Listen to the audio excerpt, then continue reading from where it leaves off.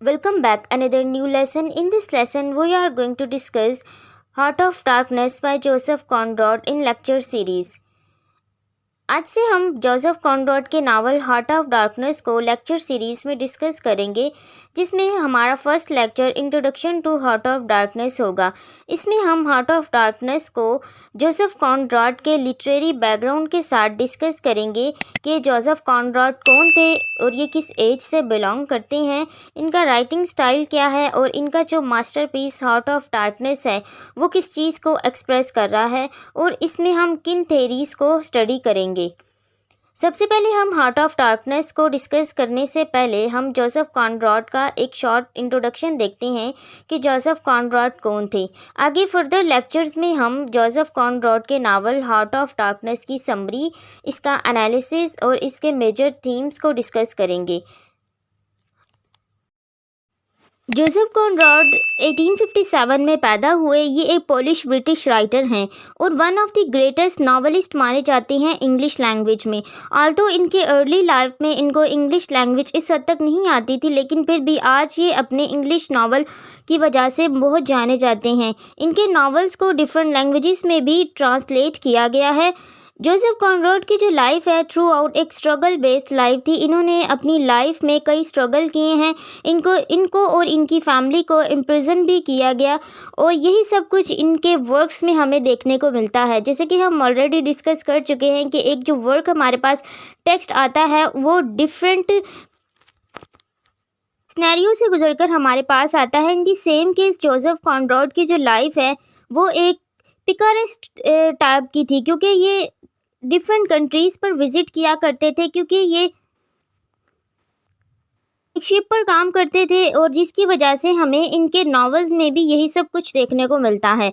Joseph Conrad ने America, Africa, India ऐसे countries को विज़िट किया है, इसीलिए इनकी राइटिंग में हमें वो एक्सपीरियंसेस देखने को मिलते हैं जो कि एक कल्चर बेस भी होते हैं, जिसमें ये अपने और डिफरेंट कल्चर्स को दिखाते हैं कंट्रीज़ के डिफरेंट कंट्रीज़ के क्या कल्चर्स थे, उनको किस तरह कॉलोनाइज़ किया गया, इस तरह और उनको किसने कॉलोनाइज़ किया और उनके क्या इश्यूज़ थे, कौन कौन सी टेरिटरीज़ वहाँ पर थी, यही सब कुछ ये हमें अपने वर्ड्स में दिखाते हैं। जोसेफ कॉनरैड को लिटरेरी इम्प्रेशनिस्ट के नाम से जाना जाता है इंग्लिश लिटरेचर में, क्योंकि जोसेफ कॉनरैड का जो टाइम पीरियड था वो लेट 19 और अर्ली 20 सेंचुरी था। यानी कि मॉडर्निज़म में जो हमने लेक्चर डिस्कस किए थे, मॉडर्निज़म एज अ थेरी और मॉडर्न एज को, उसमें हमने जोसेफ कॉनरैड को भी डिस्कस किया था कि और मॉडर्निज़म किन चीज़ों पर बेस है, उसमें कौन कौन से फीचर्स आते हैं, वही सब कुछ हमें जोसेफ कॉनरैड की राइटिंग में भी देखने को मिलेंगे, क्योंकि ये अर्ली 20 सेंचुरी से बिलोंग करते हैं। और एक इम्प्रेशनिज़म एक लिटरेरी करेक्टरिस्टिक्स थी मॉडर्निज़म में, जिसमें कि जो हमने डिस्कस किया था कि एक राइटर होता है वो किस तरह रीडर्स के सामने अपना इम्प्रेशन देता है कि वो क्या लिखना चाह रहा है। In the same case Joseph Conrad के नावल्स में हमें इम्प्रेशनिज़म और मॉडर्निज़म देखने को मिलती हैं। अगर आप मॉडर्निज़म के बारे में नहीं जानते, इसमें हमने लेक्चर्स की सीरीज़ अपलोड की हुई है, आप उसको चेक कर सकते हैं। लिंक उसकी जो प्लेलिस्ट की लिंक है वो डिस्क्रिप्शन में भी मैं डाल दूंगी, ताकि पहले आप मॉडर्निज़म समझ लें, उसके बाद आप जोसेफ कॉनरैड को बेटर अंडरस्टैंड कर सकते हैं। जोसेफ कॉनरैड अपने किन वर्ड्स की वजह से फेमस हैं? इन लॉर्ड जिम जो कि 1990 में आया, इसके बाद नॉस्ट्रोमो जो कि 1904 में आया, एंड देन सीक्रेट एजेंट जो कि 1907 में आया, and his best work heart of darkness जो एक नॉवेला है। नॉवेला कहती हैं जो नॉवल से शॉर्ट फॉर्म में होती है। नॉवल एक लेंथी होता है और नॉवेला इससे शॉर्ट होती है, उसको इसलिए हम इसको नॉवेला कहते हैं, जो कि 1902 में आया। ये इनके फेमस वर्क हैं। जोसेफ कॉनरैड नॉवेलिस्ट होने के साथ साथ शॉर्ट स्टोरी राइटर भी हैं। अब हम इनके नावल हार्ट ऑफ डार्कनेस को डिस्कस करेंगे। हार्ट ऑफ डार्कनेस को डिस्कस करने से पहले यहाँ पर हमें एक थेरी का रेफरेंस देना पड़ेगा, जिसे हम पोस्ट कॉलोनियलिज्म कहते हैं। पोस्ट कॉलोनियलिज्म को इन डिटेल तो हम सेपरेट लिटरेरी थेरी में डिस्कस करेंगे, लेकिन यहाँ पर हम उन फीचर्स और उन टर्म्स को साथ साथ लेकर चलेंगे जो हमें हार्ट ऑफ डार्कनेस में देखने को मिलती है। पोस्ट कॉलोनियलिज्म किस चीज़ को कहते हैं? पोस्ट कॉलोनियल वो लिटरेचर होता है या वो ऐसी स्टडी जिसके अंदर आप उन कंट्रीज़ को डिस्कस करते हैं या उन कंट्रीज़ के राइटर जिनको किसी भी टेरिटरी के थ्रू या किसी और कंट्री के थ्रू कॉलोनाइज्ड किया होता है। कॉलोनाइजेशन कहते हैं कि जब आप डिफरेंट कंट्रीज़ पर अपना रूल करते हैं या तो उनके बेटरमेंट के लिए या अपने लिए। वैसे तो कहा जाता है कि जो कॉलोनाइज़र्स होते हैं वो सिर्फ अपने फ़ायदे के लिए किसी और कंट्री पर कॉलोनीज़ बनाते हैं और उस पर रूल करते हैं। इसके बिगेस्ट एग्जांपल जो है हम ब्रिटिश राज ले सकते हैं, जिन्होंने इंडिया पर रूल किया, जो ईस्ट इंडिया कंपनी की वजह से यहाँ पर आए थे और यहाँ पर आने के बाद आहिस्ता आहिस्ता उन्होंने इन लोगों पर रूल करना शुरू कर दिया डिफरेंट तरीक़ों से, और एट दी एंड इन्होंने हिंदू और मुसलमान इन सब पर अपना रूल शुरू कर दिया, जिसकी वजह से बाद में जिसको हम इंडिपेंडेंस भी कहते हैं कि इंडिपेंडेंस वॉर चली और पाकिस्तान जब 1947 में बना और इंडिया को उनसे आज़ादी मिली और वो यहाँ से चले गए। यही चीज़ इसको हम पोस्ट कॉलोनियल ये कॉलोनाइजेशन कहते हैं कि जब एक कंट्री किसी और कंट्री पर डिफरेंट कॉलोनीज़ बना लेता है ना, जैसे कि हम जानते हैं कि कश्मीर भी आजकल इंडिया के ज़ेर असर है, इसके साथ फ़लस्तीन होता है, फ़लस्तीन पर भी रूल है, जैसा कि हम जानते हैं आयरिश पीपल है उनके ऊपर भी रूल था। अमेरिका खुद एक कॉलोनाइज्ड कंट्री था। इसी तरह वो कंट्रीज़ जिनको किसी और कंट्री ने कॉलोनाइज्ड किया हो, वो उन कंट्रीज़ के बारे में जब स्टडी की जाती है ना आफ्टर उनकी इंडिपेंडेंस, उनके राइटर्स हों या कोई और राइटर्स हों जो नॉन नेटिव या नेटिव दोनों, उनके बारे में जब स्टडी करते हैं ना उसको हम पोस्ट कॉलोनियलिज्म कहेंगे। अब पोस्ट कॉलोनियलिज्म का ताल्लुक इसमें नॉवल में इस तरह है कि इसमें हमें इन शॉर्ट मैं आपको पहले इसका थोड़ा सा बैकग्राउंड बता देती हूँ, नेक्स्ट फिर हम इस नावल के बारे में स्टार्ट करेंगे कि इस नावल के मेजर फीचर्स क्या हैं और इसमें हमें राइटर क्या बताना चाह रहे हैं। इसके अंदर इन्होंने अफ्रीकन सोसाइटी को दिखाया। अफ्रीकन वो होते हैं जो उनको हम ब्लैक पीपल कहते हैं, यानी निग्रो भी कहा जाता है।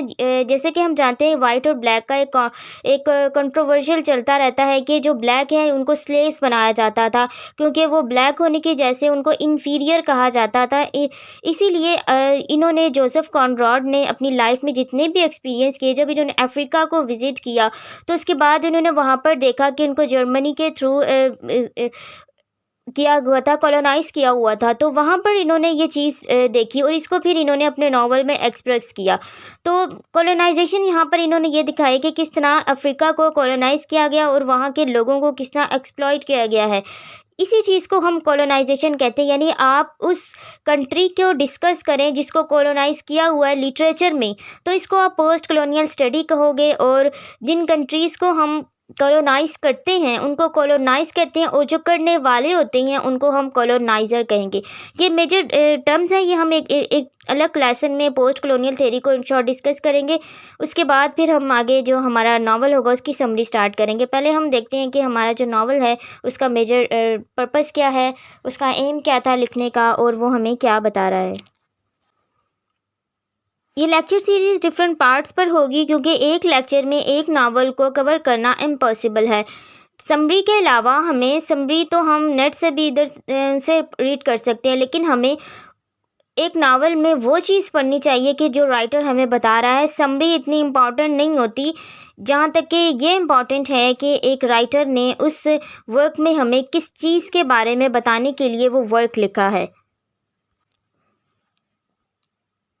किसी भी वर्क को स्टार्ट करने से पहले हमें फ़र्स्ट ऑफ़ ऑल जो चीज़ देखनी होती है, जिस चीज़ को हम अंडरस्टैंड करते हैं, वो हमारा टाइटल होता है। क्योंकि एक टाइटल जो होता है वो एक मिरर का काम देता है किसी वर्क में, क्योंकि जब तक हम उस टाइटल को नहीं समझते हम उस वर्क को नहीं समझ सकते। इन the same case heart of darkness जो है इनको हम डबल मीनिंग से ले सकते हैं इस नावल में। एक तो इसका जो है कि वन डिक्शनरी मीनिंग अगर हम इसका देखें, one dictionary meaning is that the title refer to the interior of the Africa called Congo.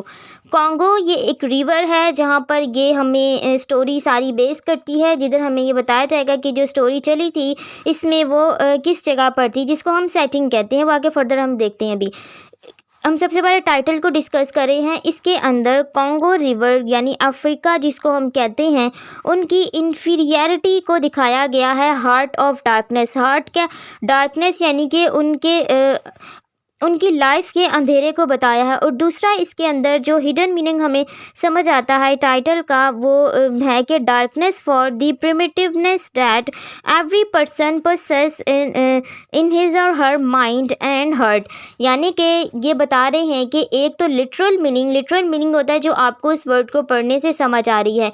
आप ये स्टोरी पढ़ेंगे, आप उस टाइटल को देखेंगे तो आपको समझ आएगी, क्योंकि ये नावल क्या दिखाई दे रहा है हमें, अफ्रीका की उनकी डार्कनेस को दिखाई दे रहा है। जो कॉन्गो रिवर है, कॉन्गो रिवर, क्योंकि रिवर में हमेशा हमें अंधेरा ही दिखाई देता है, आप रिवर के अंदर कभी भी रोशनी नहीं देखते हैं। इस चीज़ को वो हार्ट ऑफ डार्कनेस के साथ कंपेयर किया है एक वन मीनिंग में। लेकिन एक इसका जो डीप मीनिंग, हम हर चीज़ के दो मीनिंग होते हैं, कॉनोटेटिव और एक डेनोटेटिव। डोनोटेटिव होता है जो आपको डिक्शनरी लिटरल मीनिंग, और कॉनोटेटिव जो आप अपनी अंडरस्टैंडिंग से कोई भी मीनिंग ड्राइव करते हैं। अच्छा, इसके अंदर वो बता रहे हैं कि जो सेकंड मीनिंग हमारे पास ये आता है कि जो डार्कनेस है वो हमें अफ्रीका के लोगों की माइंड की और दिल की, यानी उनके दिल और दिमाग की जो डार्कनेस है उस चीज़ को बताया है इस नावल में। अपने राइट्स को खुद निगलेक्ट करके किस तरह वो दूसरे लोगों के हाथों एक्सप्लॉइट हो रहे थे, उनके लिए उनका ट्रेडिशन, उनके कल्चर, उनके नॉर्म्स, उनकी गवर्नमेंट कुछ भी मायने नहीं रखती, यानी कि वो खुद को टोटली किसी और के सपोर्ट कर चुके होते हैं। इस चीज़ को इसके अंदर दिखाया है। नेक्स्ट अब हमारे पास जो पॉइंट है वो है सेटिंग। सेटिंग कहते हैं जिस जगह पर जो राइटर नावल सेट किया जाता है, यानी उसकी सेटिंग प्लेस को कहते हैं। इस नावल की सेटिंग अफ्रीका कंट्री जिसमें कॉन्गो रिवर को दिखाया गया है। अब इस नावल का जो स्टाइल है वो लिंग्विस्टिक्स बेस है। The linguistic style of heart of darkness is gloomy and forbidding. मतलब होता है, यानी कि उनकी जो ग्लोमी लाइफ थी उसको किस तरह बताया गया है एक फॉरबिडिंग अंदाज में। ये इस नावल का स्टाइल है। इसमें जो टेक्निक यूज़ की है such as delayed decoding and stream of consciousness are employed in Heart of Darkness in order to achieve fragmentation, while use of irony, controversial ending are employed to achieve defamiliarisation. ये major सी terms है इसके अंदर आगे most important है जो हम modernism में already discuss कर चुके हैं। यहाँ इनका मेजर सा कॉन्सेप्ट फिर भी रिवाइज कर लेते हैं, क्योंकि मैंने अभी आपको बताया कि जब तक आप मॉडर्निज्म को नहीं पढ़ेंगे जोसेफ कॉनराड को नहीं समझ सकते। फ्रेगमेंटेशन कहते हैं मॉडर्न सोसाइटी में जब वर्ल्ड वॉर के बाद ये जो कहा जाता है कि फॉर्मली ये एज स्टार्ट हुई थी 20th सेंचुरी वर्ल्ड वॉर 1 का जो लिटरेचर है उसके बाद, उसमें था कि जो लाइफ थी वो फ्रेगमेंटेड दिखाई गई कि लोगों का गॉड की तरफ बिलीव नहीं था और हर चीज़ बिखरी हुई थी, क्योंकि इतने वास्ट लेवल पर जब डिस्ट्रक्शन हुई इतने लोग अपनी जानों से गए थे, तो इसलिए इसको फ्रेगमेंटेड लाइफ कहा गया है। इसके साथ आयरनी उन्होंने दिखाई है इनडायरेक्टली, वो ये बताना चाह रहे हैं कि जो एक कॉलोनाइज कंट्रीज़ होते हैं उन पर किस तरह, उनके माइंड पर किस तरह असर पड़ता है। और डीफेमिलियराइजेशन कहते हैं कि जब आप एक वर्ब से डीफेमिलियर हो जाते हैं, उसके बाद जब आप कोई चीज़ अंडरस्टैंड करते हैं उसको हम डीफेमिलियराइजेशन कहते हैं। तो जो इसका और स्ट्रीम ऑफ कॉन्शियसनेस ये होता है कि आप जो स्टोरी बता रहे हैं तो कभी आप पास्ट में मूव कर जाएंगे, कभी आप प्रेजेंट में होंगे, कभी आप फ्यूचर में चले जाएंगे, और ये सब आपके माइंड पर चलता है, यानी आपकी इनर साइकोलॉजी बेस होता है। तो इस नावल की ये टेक्निक है स्ट्रीम ऑफ कॉन्शियसनेस। ये होता है कि जब आप प्रेजेंट में बैठे हुए पास्ट में जाते कुछ सोचते हैं, और यानी मूव फॉरवर्ड और बैक फॉरवर्ड की टेक्निक जब आप यूज़ करते हैं, फ्लैशबैक टेक्निक जिसे हम कहते हैं, इसको ऑलरेडी हम लिटरेरी डिवाइसेस में डिस्कस कर चुके हैं। इसके बाद नेक्स्ट जो हमारा है कि इसका जो पॉइंट ऑफ व्यू मैंने इसके ऊपर लास्ट एक वीडियो भी अपलोड की है। पॉइंट ऑफ व्यू क्या होता है कि एक राइटर जो है वो किस तरह अपना वर्क प्रेजेंट कर रहा है, हमें कौन स्टोरी नरेट करके सुना रहा है। और इस नावल का जो पॉइंट ऑफ व्यू है वो फर्स्ट पर्सन है। इसमें जो सेंट्रल करेक्टर होगा मार्लो, इसमें दो ही मेजर करेक्टर्स हैं, एक कर्ट्स हैं और एक मार्लो है। मार्लो जो हमें स्टोरी नरेट करेगा इसको हम फर्स्ट पर्सन कहेंगे। नेक्स्ट है कि Heart of Darkness express the issue surrounding imperialism in complicated ways. ये मोस्ट इम्पॉर्टेंट है। अभी हमने डिस्कस किया कि पोस्ट कॉलोनियलिज्म क्या होती, और इम्पीरियलिज्म पोस्ट कॉलोनियलिज्म की ही एक टर्म है। यानी कि वो कह रहे हैं कि हार्ट ऑफ डार्कनेस जो है वो एक्सप्लोर कर रहा है the issues of surrounding imperialism. Imperialism कहते हैं कि जब एक कंट्री किसी और कंट्री को उसके फोर्सफुली उसके ऊपर रूल करता है। यानी कि जब आर्मी के इंटरप्ट के साथ आप किसी कंट्री पर रूल करेंगे, लाइक इन डिक्टेटरशिप जो होती है कि जब आप फोर्सफुली किसी कंट्री पर रूल करेंगे with the help of army, उसको हम इम्पीरियलिज्म कहते हैं। ये एक पोस्ट कॉलोनियलिज्म की टर्म है और इसमें हमें यही दिखाया गया है कि किस तरह फोर्सफुली वो निग्रोस पर जो है वो रूल कर रहे थे और इनके इश्यूज़ को एक्सप्लोर किया है किसने, हार्ट ऑफ डार्कनेस में जोसेफ कॉनराड में। अच्छा, नेक्स्ट हमारे पास जो पॉइंट है, as Marlow travel from the outer station to the central station and the finally up to the river to the inner station, the encountered series of torture। ये words आप ध्यान से सुने, टॉर्चर, क्रूरलिटी, नियर स्लेवरी। अब इसमें वो क्या बता रहे हैं कि मार्लो इसमें एक सेंट्रल करैक्टर होगा, आगे समरी में हम डिस्कस करते हैं, जो हमें स्टोरी नरेट करके बताएगा, जिसने विज़िट किया था अफ्रीका का और उसके बाद वो एक जो है ना अपनी शिप पर वो लोगों को इसके बारे में बताएगा कि उसने वहाँ क्या एक्सपीरियंस किया था। अब इसके अंदर वो उनके लिए कौन से वर्ड यूज़ कर रहा है, वो कह रहा है कि टॉर्चर, क्रूरलिटी एंड नियर स्लेवरी। अब टॉर्चर, टॉर्चर कहते हैं जब आप किसी इंसान को इस तरह इरिटेट करें या उसको इस तरह तंग करते हैं, तो उस चीज़ को इसने बताया कि किस तरह इम्पीरियलिस्ट जो हैं वो अफ्रीकन को टॉर्चर कर रहे थे, उन क्रूरलिटी उनके ऊपर जुल्म कर रहे थे और उनको स्लेवरी के करीब ला रहे थे, उनको स्लेव बना रहे थे। इसके अंदर हमें कुछ ऐसे इवेंट्स दिखाए जाएंगे, कुछ ऐसे इंसिडेंट दिखाए जाते हैं जिसमें कि इंसान पढ़कर एक सैड सिचुएशन में चला जाता है कि इंसान दूसरे इंसान के साथ इस हद तक भी एक्ट कर सकता है, उसके साथ बिहेव कर सकता है। वही सब कुछ इन्होंने इस नावल में दिखाया है।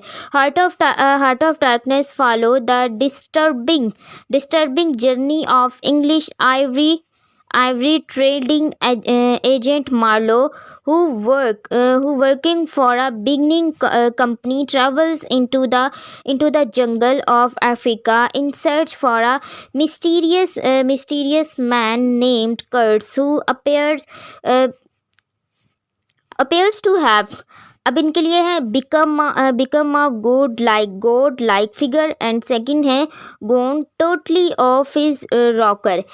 अब यहाँ पर इस स्लाइड में हमें क्या पढ़ने को मिला है कि जो मार्लो हैं उन्होंने एक आइवरी कंपनी के थ्रू यहाँ पर काम करने के लिए आए, जिनमें इन्होंने जिसको हम हाथीदांत कहते हैं, आइवरी इन्होंने कलेक्ट करनी थी अफ्रीका के जंगल से, इसलिए ये यहाँ पर अपॉइंट किए गए थे। और वहाँ पर इन्होंने एक शख्स देखा जो एक जर्मन था जिसका नाम एक कर्ट्स है।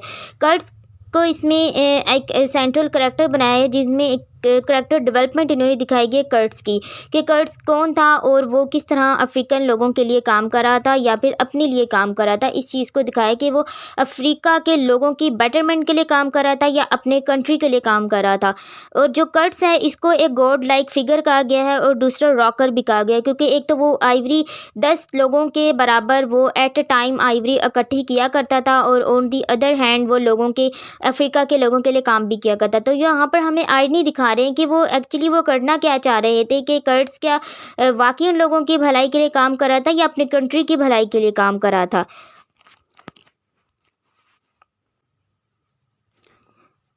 नेक्स्ट पॉइंट हमारे पास है, while Things Fall Apart attempt to defend African from stereography and misjudging for Joseph Conrad novel Heart of darkness.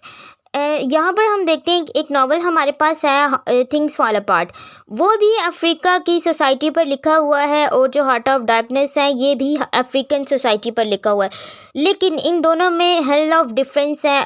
जो थिंग्स फॉल अपार्ट है उसके अंदर हमें टोटली स्टार्टिंग से लेकर एंडिंग तक अफ्रीका के लोगों के कल्चर के बारे में दिखाया गया है कि वो एक ट्रेडिशंस रखते थे, उनके गवर्नमेंट सिस्टम था, उनकी एक लाइफ थी, उनके कुछ ट्रेडिशंस थी, उनके एक फैमिली थी, डिफरेंट फैमिलीज चलती थी, वो कुछ रूल्स को फॉलो करते थे, उनका रिलीजन था, उनके बर्थ एंड डेथ के कुछ रूल्स थे। लेकिन on the other hand heart of Darkness में इन तमाम चीज़ों को निगलेक्ट करके उनके टोटली कल्चर का डिक्लाइन दिखाया गया है। तो जो थिंग्स फॉल अपार्ट के राइटर हैं चिनुआ एचपी, उन्होंने जो हार्ट ऑफ डार्कनेस को पोस्ट कलोनियल क्रिटिक्स जो हैं वो हार्ट ऑफ डार्कनेस को रेसिस्ट और रेसिज्म पर लिखा गया एक वर्क कहते हैं, और जोसेफ कॉनराड को रेसिस्ट कहते हैं। रेसिस्ट वो होता है कि जो क्लास डिफरेंस के बारे में, यानी रेस के दरमियान जो क्लैश होता है डिफरेंट क्लास का, उस चीज़ को एक्सप्रेस करते हैं। इसको टोटली निगलेक्ट किया है, यानी कि जो चिनुआ एचपी हैं उन्होंने इनको क्रिटिसाइज़ करके, और कहा जाता है कि जो थिंग्स फॉल अपार्ट नावल है वो तो इनको टारगेट करने के लिए लिखा गया था हार्ट ऑफ डार्कनेस को।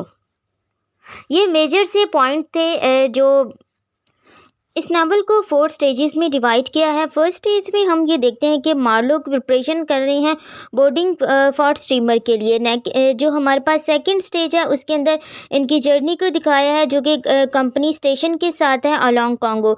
और जो थर्ड हमारी इसमें स्टेज आएगी उसके अंदर इनकी जर्नी को दिखाया जो एक सेंट्रल स्टेशन है वहाँ पर। और फाइनली ये अराइव यानी पहुँच जाएंगे उस स्टेशन पर जहाँ पर ये मिलते हैं किससे कर्ट्स के साथ।